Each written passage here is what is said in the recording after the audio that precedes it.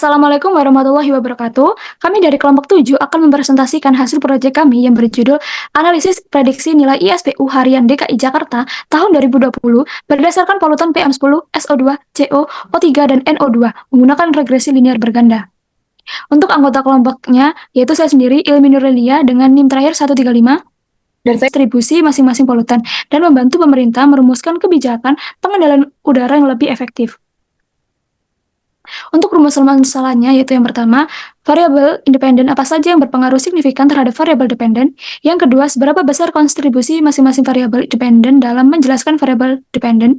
Yang ketiga, seberapa baik model regresi linear berganda dalam memprediksi nilai variabel dependen. Kemudian ada tujuan analisis. Yang pertama, mengidentifikasikan variabel independen yang berpengaruh signifikan terhadap variabel dependen. Yang kedua, menilai besarnya pengaruh masing-masing variabel independen terhadap perubahan variabel dependen. Yang ketiga, mengevaluasi kemampuan model regresi linear berganda dalam memprediksi variabel dependen secara akurat. Selanjutnya akan dijelaskan oleh rekan saya. Kemudian saya di sini mau menjelaskan tentang kajian teori. Pertama ada konsep dasar regresi linear. Regresi linear adalah metode statistika untuk memodelkan hubungan linear antar variabel terikat dan satu atau lebih variabel bebas. Jika variabel bebas lebih dari satu, digunakan regresi linear berganda yang memungkinkan analisis pengaruh beberapa variabel secara bersamaan.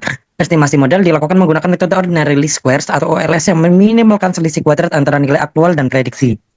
Kemudian saya juga akan menjelaskan tentang rumus model regresi linear berganda dinyatakan sebagai Y sama dengan beta 0 plus beta 1 kali X1 dan seterusnya sampai B K kali XK plus E.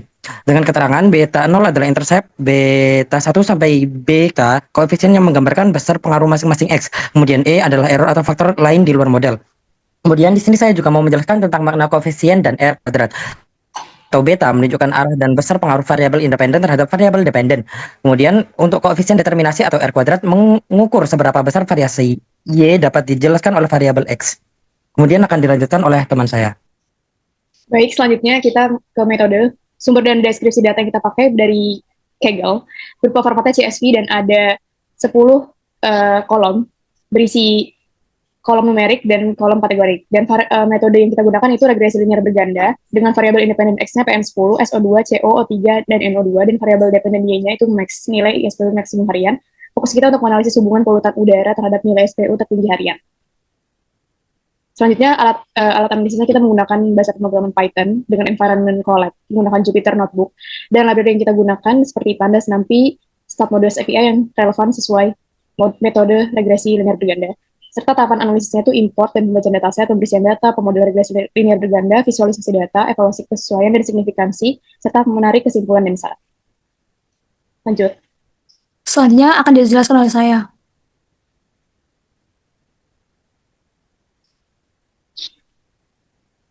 Oke, yang pertama yaitu membaca dataset CSV. Nah, di sini terdapat informasi bahwa dataset ini itu memiliki baris 1829, kemudian kolomnya ada 10, dan hampir semuanya itu memiliki tipe data objek. Kemudian, di sini kita bisa melihat informasi bahwa dataset ini itu ada yang memiliki missing value. Kemudian, kita akan melakukan cleaning dataset. Yang pertama yaitu menghapus baris kosong. Oke, yang pertama yaitu menghapus baris kosong. Tadi di sini kan terdapat missing value pada baris 1825, tapi karena sudah dibersihkan maka di sini sudah tidak ada baris tersebut. Kemudian selanjutnya yaitu memilih kolom yang relevan untuk regresi linear berganda, yaitu kita menggunakan 6 kolom ini. Kemudian yang ketiga mengubah tipe data menjadi float. Yang tadi sebelumnya adalah tipe data objek, kita mengubahnya menjadi float. Kemudian yang keempat yaitu menyimpan hasil cleaning ke CSV. Kita memberi nama filenya yaitu dataset underscore clean.csv. Kemudian selanjutnya yaitu pemodelan regresi linear berganda. Nah, di sini diperoleh informasi bahwa R-square-nya itu 0,935 dan adjust R-square-nya itu juga 0,935. Kemudian ada F-statistik yaitu 4.516. Kemudian ada probabilitas F-statistik yaitu 0,00.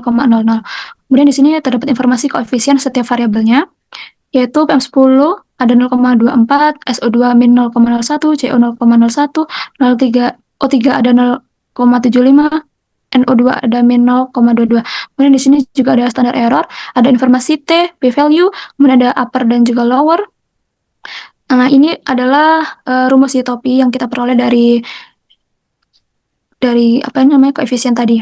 Kemudian di sini terdapat informasi Ytopi dan juga residualnya. Selanjutnya yaitu visualisasi. Nah, visualisasi yang pertama yaitu scatter plot dengan garis regresi. Nah, pada scatter plot interaktif PM10 versus max yaitu PM10 ini memiliki hubungan positif kuat dengan max sehingga kenaikan PM10 secara signifikan mendorong max naik. Kemudian SO2 dan max ini itu SO2 itu tidak memiliki hubungan linear kuat dengan max.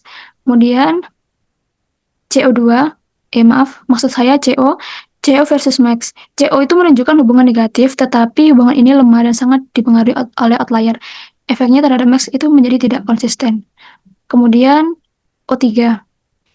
O3 menunjukkan hubungan linear positif yang kuat dibandingkan variabel lain dan merupakan polutan yang paling kuat menentukan max.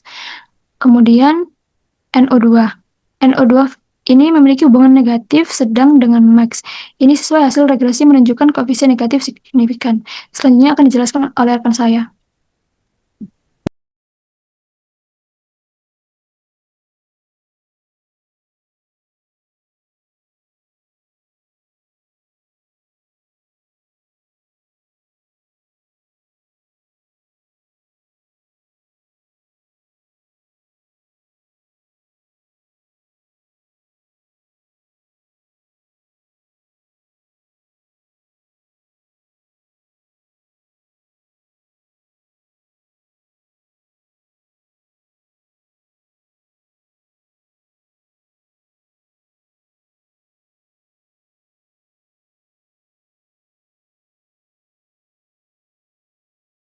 Kemudian untuk plot kedua ada pada grafik predik versus aktual.